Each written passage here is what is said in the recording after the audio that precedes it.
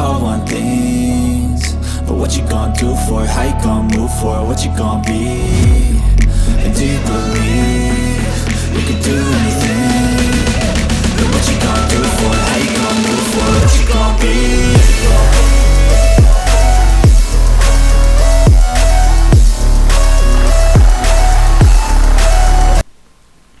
अस्सलाम वालेकुम and welcome back to the channel. हमारा फ्रांस से पाकिस्तान और बैक पाकिस्तान से फ्रांस का जो रोड ट्रिप था वो ख़त्म हो चुका है। वीडियोस मैंने अपलोड कर चुका हूँ और इसमें आपको बताता चलूँ कि जो मैंने गाड़ी चलाई थी वो टोटल 22,000 किलोमीटर हमने गाड़ी चलाई थी। सबसे ज़्यादा जो मुझे इस वक्त जो क्वेश्चंस आ रहे हैं, जो मैसेजेस आ रही हैं, ईमेल्स आ रही हैं, वो ये आ रही हैं कि इसकी कितनी कॉस्ट आ जाती है। तो मैंने थोड़ा सा नोट भी किया हुआ है, साथ साथ पढ़ता भी जाऊँगा, बताता भी जाऊँगा। तो जो हम बेसिकली कॉस्ट और डॉक्यूमेंट्स की जो सवाल आ रहे थे, उसमें जो सबसे पहला आता है डॉक्यूमेंट्स के बारे में बात करते हैं। आपको वीज़ा चाहिए ईरान का, आपको तुर्की का वीज़ा चाहिए और आपको पाकिस्तान का वीज़ा चाहिए। कभी और होता आपको तुर्की का वीज़ा नहीं चाहिए होता क्योंकि आपके पास नेशनैलिटी किसी ऐसे मुल्क है कि आपको तुर्की का वीज़ा हो सकता है ना चाहिए, लेकिन ईरान का वीज़ा तो लाजमी है और पाकिस्तान का वीज़ा भी लाजमी है ऑन फॉरेन पासपोर्ट। अच्छा, ये तो हो गए जो डॉक्यूमेंट। और सबसे इंपॉर्टेंट डॉक्यूमेंट जो होता है वो गाड़ी का होता है। उसको बोलते हैं कार्नेट दी पासाज। कार्नेट दी पासाज फ्रेंच का लफ्ज़ है ये। बेसिकली इसको आप आसान लफ्ज़ों में कह लेंगे गाड़ी का पासपोर्ट होता है। ये कैसे लिया जाता है ये आपको मैं बताऊँगा, लेकिन आज मैं डिस्कस सिर्फ कर रहा हूँ जो कॉस्ट है। इससे पहले मैं आपको बताता चलूँ जो कॉस्ट होती हैं वो दो किस्म की कॉस्ट हैं इधर। एक तो ऐसी कॉस्ट है जो कि मेरी कॉस्ट आई सफ़र की और वो हमने यूटिलाइज़ की, फ्यूल था, खाना था, बीच में जितने भी हम की जगह देखी, जो साइट सीइंग की, उस पर जितनी कॉस्ट लगी तो लगी। और जो दूसरी कॉस्ट आती है वो आती है कार्ने दी पासाज। कार्ने दी पासाज बेसिकली आपको पहले बता चुका हूँ कि डॉक्यूमेंट है, काइंड ऑफ पासपोर्ट कह सकते हैं गाड़ी के लिए। लेकिन इसको ख़रीदने के लिए, इस डॉक्यूमेंट को लेने के लिए आपको कुछ पैसे जमा कराने होते हैं आप अपने रिस्पेक्टिव मुल्क में जिसमें आप स्टे कर रहे हैं। फॉर एग्ज़ाम्पल मेरे केस में मैं फ़्रांस में रहता हूँ, मैंने यहाँ से फ्रेंच गाड़ी ली और फिर मैंने उसका कार्ने दी पासाज दिया। अब फ्रांस का रूल ये है कि जितने की भी गाड़ी है इररिस्पेक्टिव ऑफ द एज, उसका 150% of the value of the car आपने यहाँ जमा करा के जानी है एज अ गारंटी। वो पैसे आपको वापस मिल जाएंगे। तो यही वजह थी कि मैं गाड़ी कुछ ऐसी लेके गया था जो कि बहुत ज़्यादा नई नहीं थी, बहुत ज़्यादा एक्सपेंसिव नहीं थी, क्योंकि गाड़ी की कॉस्ट के अलावा मुझे 150% of the value of the car मुझे यहाँ भी जमा करानी थी। तो मेरे केस में जो गाड़ी की वैल्यू थी वो थी 8,000 यूरो और मैंने फ्रांस में जमा कराए थे 12,000 यूरो, जो कि मुझे सफ़र के बाद वापस मिल चुके हैं। उसके बाद जो उसकी अपनी फ़ीस होती है वो होती है 250 के आसपास इसकी अपनी जो सर्विस चार्जेस हैं।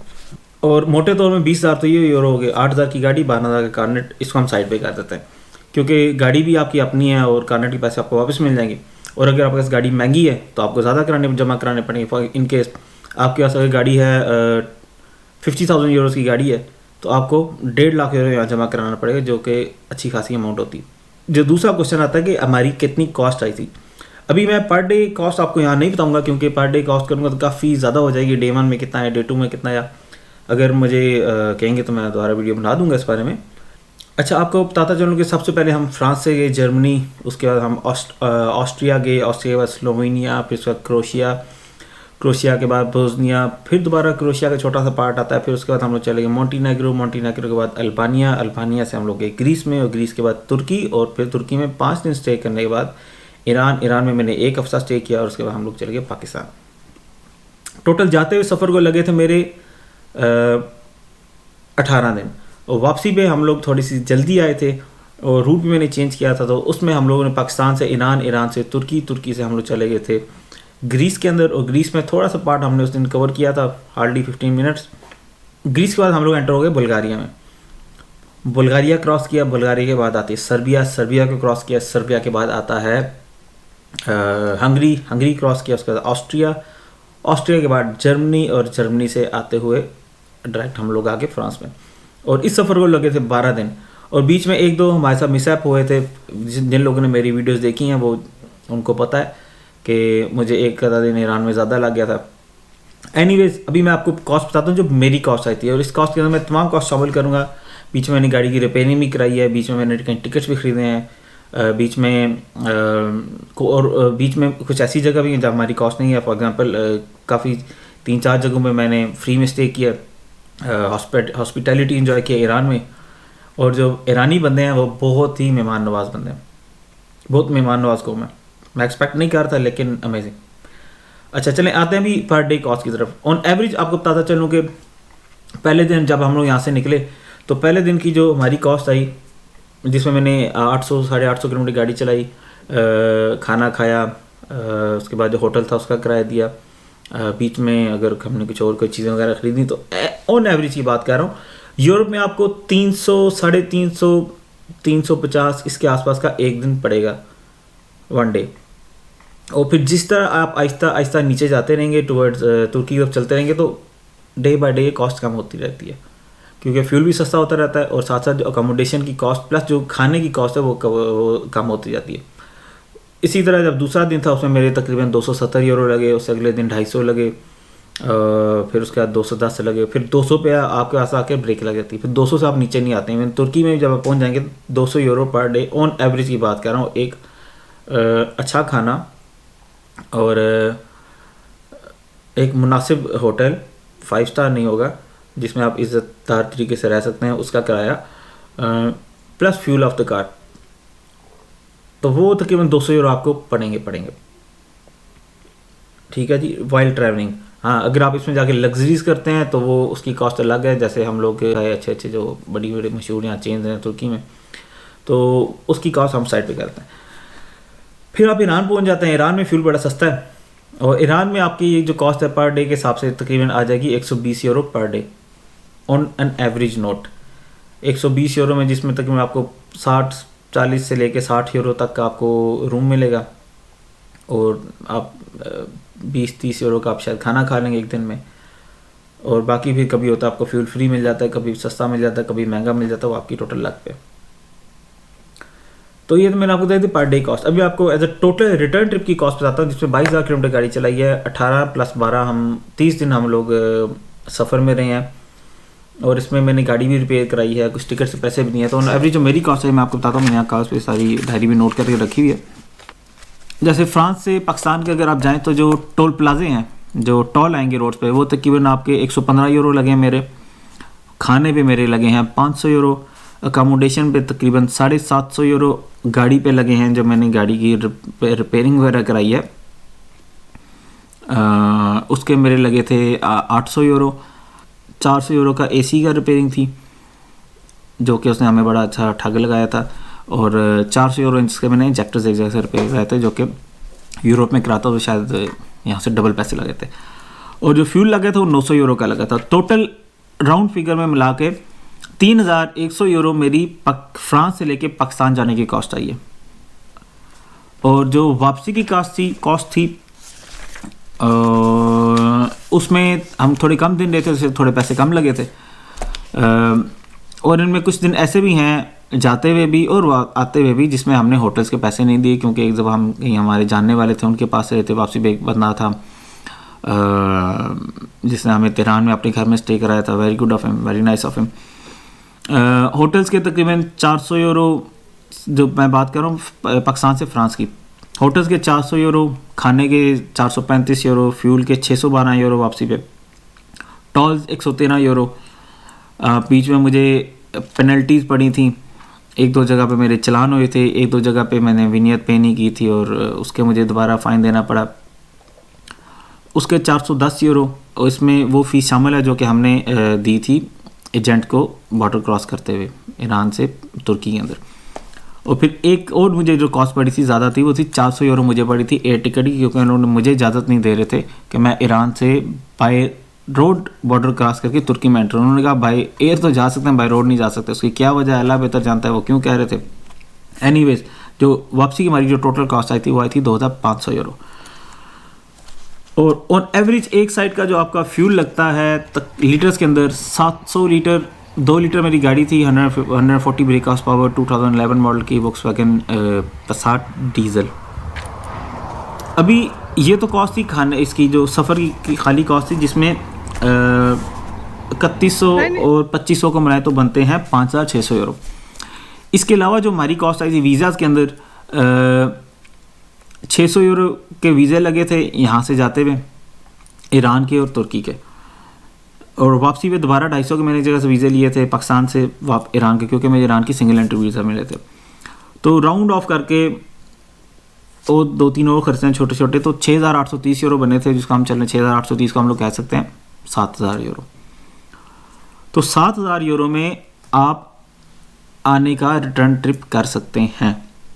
हाँ, इस पर मेरी तकरीबन 1000 यूरो 800 यूरो मेरे थोड़े से ऊपर लगे थे, क्योंकि मैंने बीच में जिस GoPro से भी आप लोग वीडियो देख रहे हैं ये लिया था, उसके बाद माइक लिया था, उसकी हार्ड डिस्क ली थी और तमाम एक्सेसरीज ली थी, क्योंकि मेरा निकलते वक्त कोई इरादा नहीं था कि मैं ऐसे व्लॉग्स बनाऊंगा। लेकिन जब मैं रास्ते में गुजरा तो मैंने कहा वाई नॉट, ये अपॉर्चुनिटी मुझे मिली है, तो अगर मेरी वजह से कोई और बंदा फ़ायदा उठा सकता है तो वाई नॉट बना लिए जाए।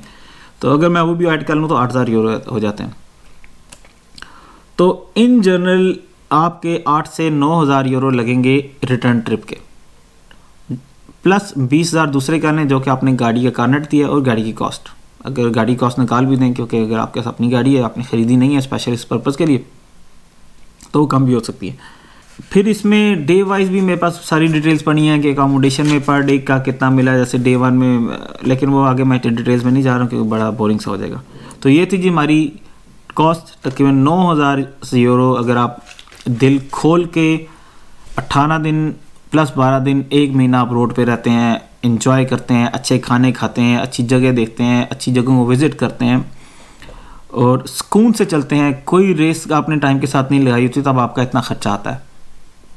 जल्दी ट्रैवल करने के होता है, डेफिनेटली आपकी कॉस्ट कम हो जाएगी। लेकिन मेरा आपको मशवरा यह है कि बे भाईजान, ये ट्रिप शायद आप या मैं हो सकता है लाइफ में एक दफ़ा ही करें, कि दूसरी बार मैं इस जगह पे नहीं जाना चाहूँगा, मैं कहीं और ही जाना चाहूँगा, नई जगह देखनी चाहिए ना। तो टाइम के साथ रेस ना लगाएं। आप 4 दिन 5 दिन 10 दिन लेट भी पहुँच जाएंगे तो डजंट मैटर। होटल्स अपने बुक कराने हैं, पहले बुक नहीं कराने, जब निकल पड़ेंगे, जिस दिन निकलेंगे उस दिन जब आप 4 बज जाएंगे दोपहर के, तो आप होटल्स देखना शुरू कर लेंगे। आप मैं इतना दूर गाड़ी चला सकता हूँ, मैं यहाँ होटल बुक कर लेता हूँ। क्योंकि मेरे साथ ऐसा हुआ था कि मैंने काफ़ी जगहों पे ना चाहते हुए स्टे कर लिया, क्योंकि मुझे वो जगह अच्छी लगी थी, और अगर मैंने पहले ही होटल की कहीं प्री बुकिंग कराई होती जो कि वहाँ से 500-600 किलोमीटर आगे होता, तो शायद मैं भी गाड़ी भगा के रखता। तो ये थी जनाब छोटी सी वीडियो आज की, जिसमें मैंने सिर्फ सफ़र का जिक्र किया। तो बाकी अगर डिटेल्स में आपको वीडियो चाहिए कि पर डे के हिसाब से कितना खर्चा आया है, रूम का कितना था, इस खाने का कितना था, तो आप मेरी वीडियोस देख सकते हैं। और अगर आप कहेंगे तो मैं आपको एक नई वीडियो भी इस बारे में बना दूंगा। लेकिन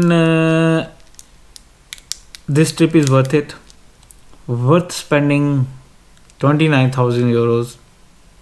करना ज़रूर चाहिए एक दफ़ा, और जब एक दफ़ा आप करेंगे, जब आप अपने मुल्क में पाकिस्तान में जाके एक दफ़ा गाड़ी एंटर करेंगे, और उसके बाद जब आप अपने घर में जाके अपनी गाड़ी खड़ी करेंगे, वही गाड़ी जिस पे आप फ्रांस में रोज़ काम पे भी जाते हैं, आपको फ्रांस में वो गाड़ी डेली चलाते हैं, वही गाड़ी जब आप जाके पाकिस्तान में अपने घर खड़ी करते हैं, तो वो एक सेंस ऑफ अचीवमेंट आती है।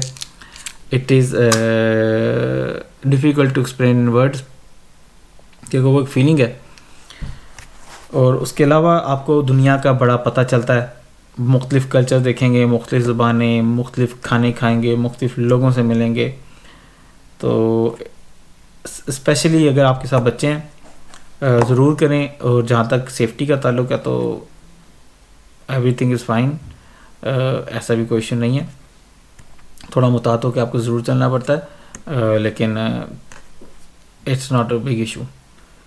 और टिप्स आपको मैं ये देना चाहूँगा ऐसे सफ़र के बारे में कि फ़्रेश होकर गाड़ी चलाएं, टाइम के साथ रेस लगाने की कोई ज़रूरत नहीं है। सुबह उठें, नाश्ता करें, गाड़ी चलाएं, शाम को मगरिब से पहले गाड़ी बंद करें और जाके अपने होटल में लें और थोड़ा रेस्ट करें, बाहर निकलें, लेफ़्ट राइट देखें किधर जा रहे हैं, क्या कर रहे हैं, किस जगह पे जा रहे हैं।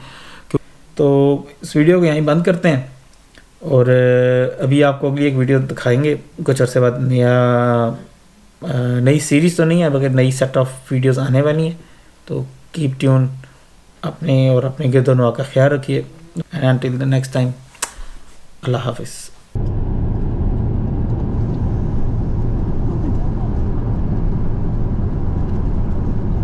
चलो जी, किधर आ गए हम लोग? पाकिस्तान। बच्चे आप खुश हो?